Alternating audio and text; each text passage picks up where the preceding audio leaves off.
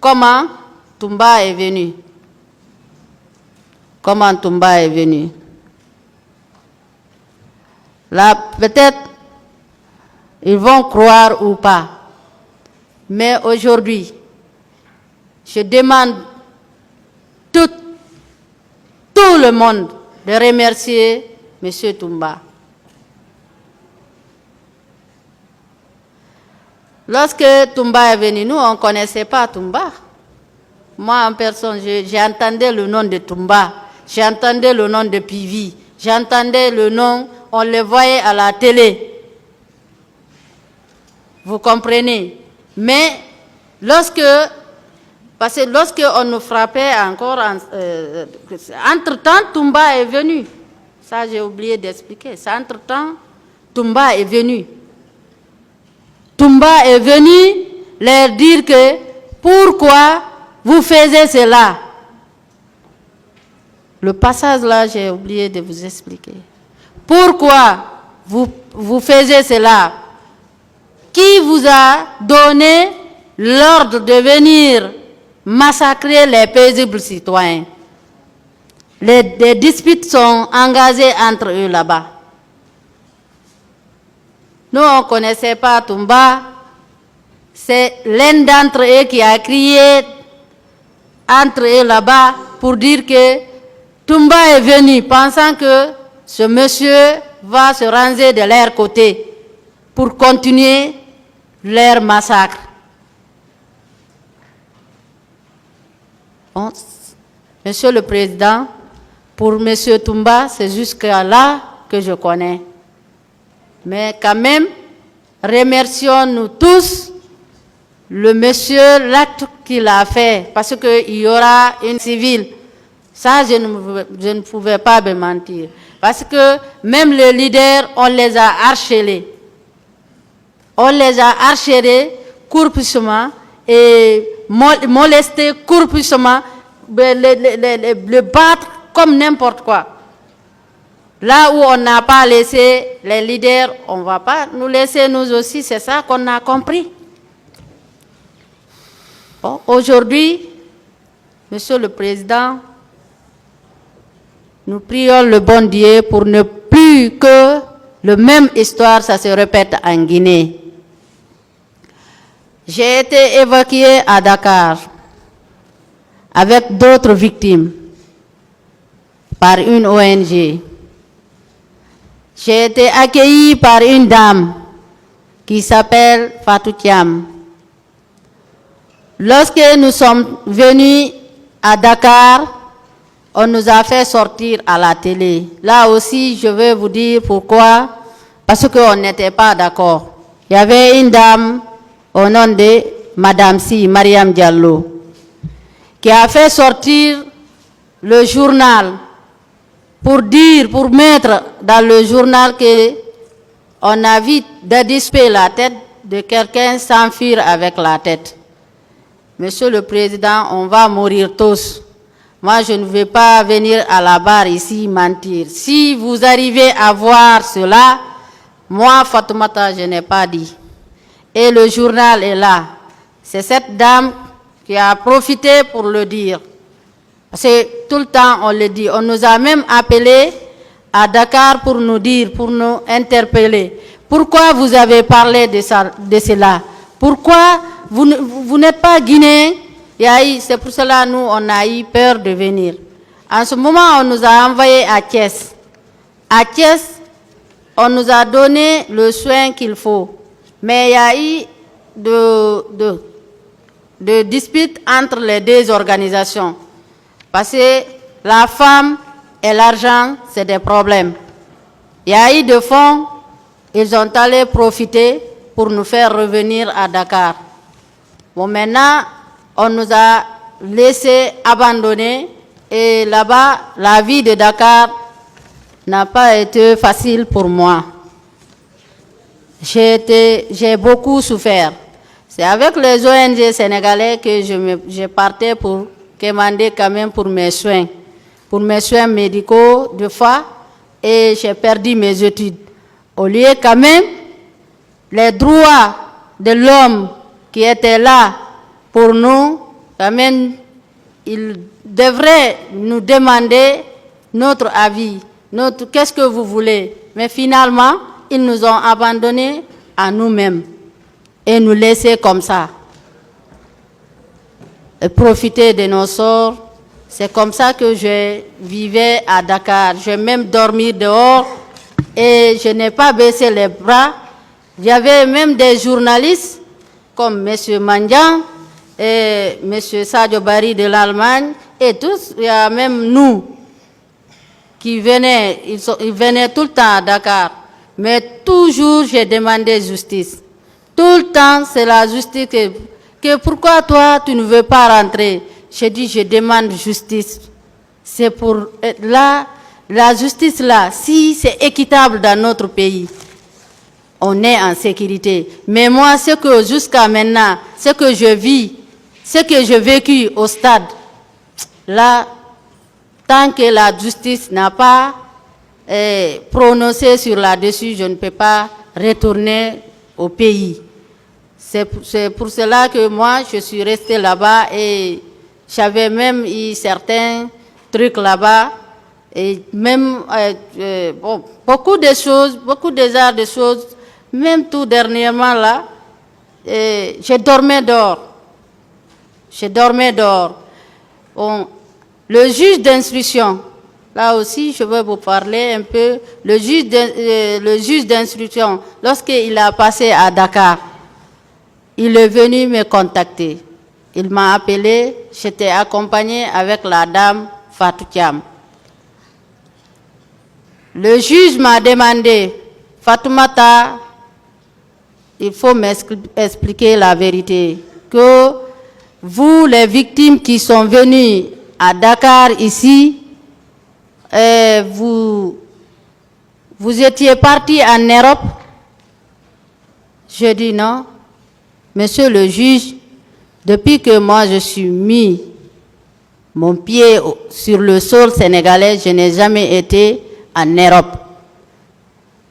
Je suis à Dakar ici.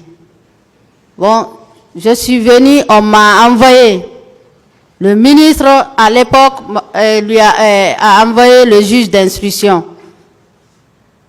Le juge d'instruction a commencé le travail. Bon, il a été empêché de ne pas examiner le document, de laisser tomber.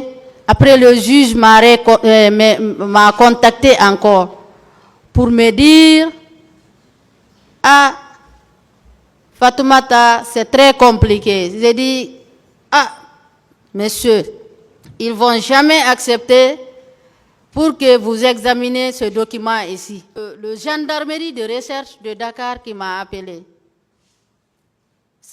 Là aussi, c'était un vendredi. Ils m'ont appelé pour me demander, bon, Fatoumata, on t'a appelé à propos de M. Toumba. J'ai dit, ah, M. Toumba, vous l'avez arrêté ou qu'est-ce qui se passe? Que non, on veut savoir. J'ai dit, non, je ne peux pas parler ici sans que je voie les avocats. Parce qu'il faut que vous me montrez les avocats. Après, la gendarmerie de recherche m'a dit, le gendarmerie même m'a dit là-bas que nous sommes en contact avec le juge d'instruction.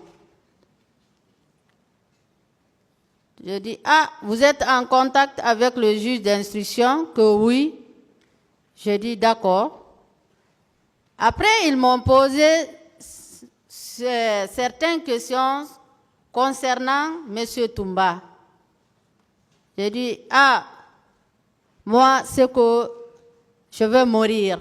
Je ne peux accuser personne. Mais le fait que j'ai vu au stade, c'est ça que je vous raconte. Qu'est-ce que tu as vu Toumba faire au stade? Tu peux nous expliquer un peu? J'ai dit, ah, lorsqu'on nous massacrait, on nous frappait là-bas, c'est M. Toumba qui est venu en dernière position. Ceux qui sont venus en première position, et ils ont tout fait. il violait, il frappait. Après, le monsieur m'a dit, ah, donc Toumba est sauveur. J'ai dit, ah, ça, c'est pas moi qui va lui dire ici. Mais moi, ce que j'ai vu, franchement, on doit lui saluer pour ça. Parce que s'il n'allait pas rentrer à temps, nous tous, nous allons rester là-bas. Il y avait même eu des fusils, coups de fusil qui ont tombé. Il y avait des gardes, il y avait des sécurités des opposants là qui voulaient prendre ça. Après, il y avait un opposant, M. Baouri, qui a dit « mets ça par terre ». Il ne faut pas que tu tires.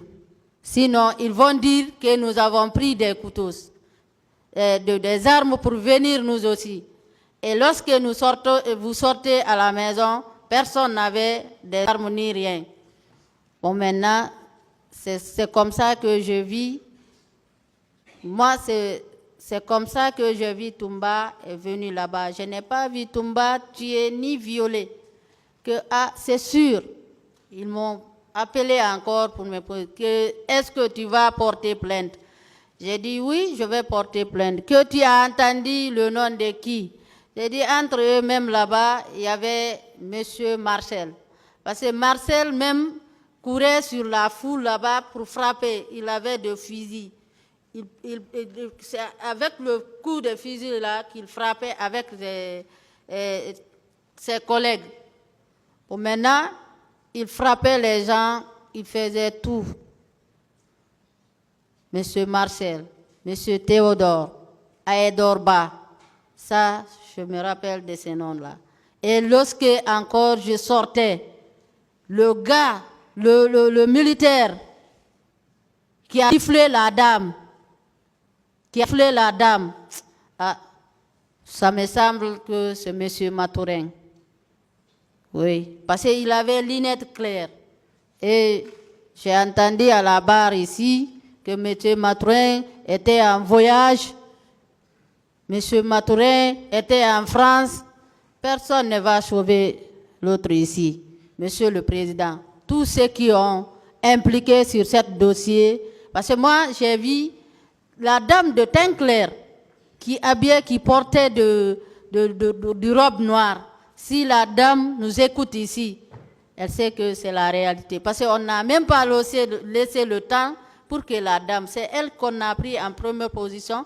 Après, lorsque j'ai vu ça, je me suis échappé encore. Bon, Monsieur le Président, c'est jusque-là que je peux parler et je vous remercie. S'il y a des questions à me poser, je suis à votre disposition.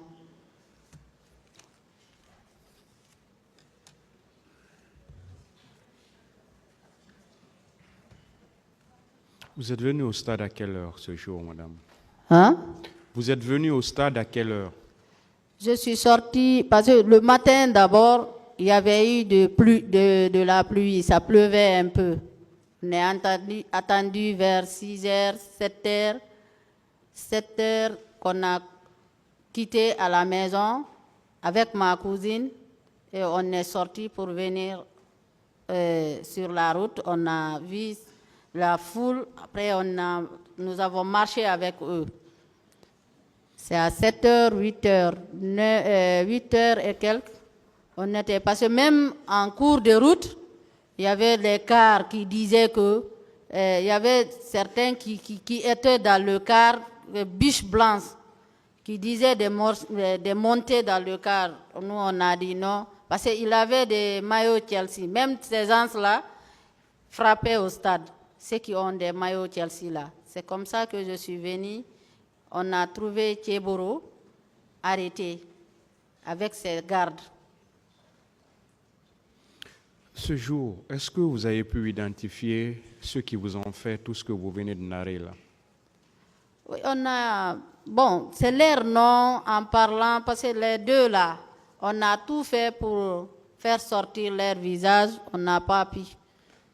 Bon, peut-être ceux qui ont filmé ont cassé le visage ceux qui filmaient.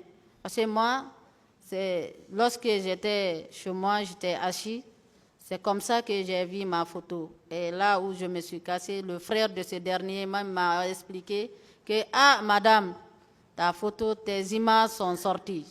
Je n'avais même pas cru. Bon, maintenant, À quelle heure vous avez quitté le stade? c'est entre 9h, parce qu'on est rentré, on a laissé Thieboro. Et avec ma cousine.